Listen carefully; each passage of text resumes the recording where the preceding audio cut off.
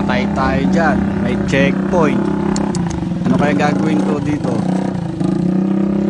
Siguro iliko ko na lang kagad. Nako, may bantay pa rin. Hindi ako makakaalis na. Binantayan na ako. Sige na. Boss, tatabi ko na po. Nako, yan na. Pinatabi na ako. Wala na. Ano kaya huli sa akin nito? Wala naman driver. Ano kaya ikakaso sa akin nito? Naku po, patay tayo dyan. Naku, kunin na lang nila yung dollar sa loob. Bahala na sila kung titikitan nila ako.